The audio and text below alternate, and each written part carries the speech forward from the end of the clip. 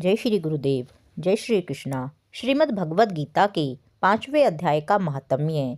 श्री भगवान कहते हैं, हे देवी, अब सब लोगों द्वारा सम्मानित 5वें अध्याय का महात्म्य संक्षेप से बतलाता हूँ। सावधान होकर सुनो। मद्र देश में एक पिंगल नामक ब्राह्मण रहता था। वह वेद पाठी ब्राह्मणों के विख्यात वंश में, जो सर्वथा निष्कलंक था, उत्पन्न हुआ था, किंतु अपने कुल के लिए उचित वेद शास्त्रों के स्वाध्याय को छोड़कर ढोल आदि बजाते हुए उसने नाच गान में मन लगाया।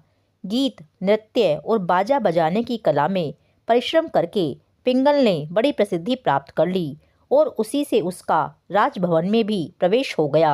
अब वह राजा के साथ रहने लगा और पराई स्त्रियों को बुला बुलाकर उनका उपभोग करने लगा। स्त्रियों के सिवा और कहीं उसका मन नहीं लगता था। धीरे धीरे अभिमान बढ़ जाने से उच्च श्रृंखल होकर वह एकांत में राजा से दूसरों के दोष बतलाने लगा। पिंगल की एक स्त्री थी जिसका नाम था अरुणा।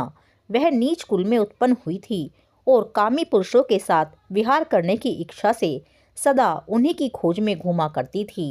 उसने पति को अपने मार्ग का कंटक समझकर एक दिन आधी रात में घर के भीतर ही उसका सिर काटकर मार डाला और उसकी लाश को जमीन में गाड़ दिया।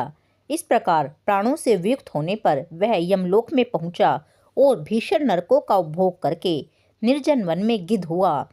अरुणा भी भगंदर रोग से अपने सुंदर शरीर को त्याग कर घोर नरक भोगने के पश्चात उसी वन में शुकी हुई।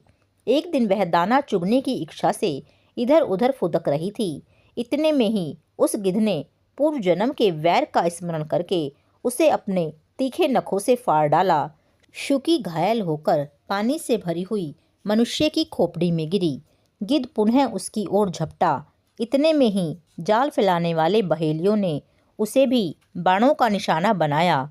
उसकी पूर्व जन्म की पत्नी शुकी उस खोपड़ी के जल में डूबकर प्राण त्याग चुकी थी। फिर वह क्रूर पक्षी भी उसी में गिरकर डूब गया। तब यमराज के दूत उन दोनों को यमराज के लोक में ले गए।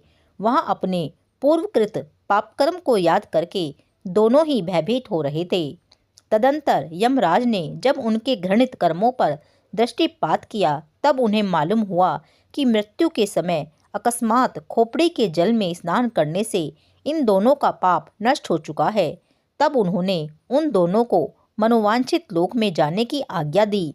यह सुनकर अपने पाप को याद करते हुए वे दोनों बड़े विस्मय में पड़े और पास जाकर धर्मराज के चरणों में प्रणाम करके पूछने लगे, भगवन, हम दोनों ने पूर्व जन्म में अत्यंत घृणित पाप का संचय किया है, फिर हमें मनोवांछित लोकों में भेजने का क्या कारण है? कृपा करके बताइए। तब यमराज ने कहा, गंगा के किनारे वट नामक एक उत्तम ब्रह्मज्ञानी रहते थे। वे एकांत सेवी, ममता रहित, शांत, विरक्त और किसी से भी द्वेष न रखने वाले थे। प्रतिदिन गीता के 5वें अध्याय का जप करना उनका सदा का नियम था। 5वें अध्याय को श्रवण कर लेने पर महापापी पुरुष भी सनातन ब्रह्म का ज्ञान प्राप्त कर लेता है। उसी पुण्य के प्रभाव से शुद्धचित होकर उन्होंने अपने शरीर का परित्याग किया था। गीता के पाठ से जिनका शरीर निर्मल हो गया था, जो आत्मज्ञान प्राप्त कर चुके थे, उन्हीं महात्मा की खोपड़ी का जल पाकर तुम दोनों पवित्र हो गए हो।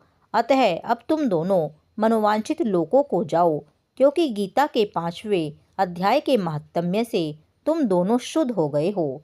श्री भगवान कहते हैं, सबके प्रति समान भाव रखने वाले धर्मराज के द्वारा इस प्रकार समझाए जाने पर वे दोनों बहुत प्रसन्न हुए और विमान पर बैठकर बैकुंठ धाम को चले गए।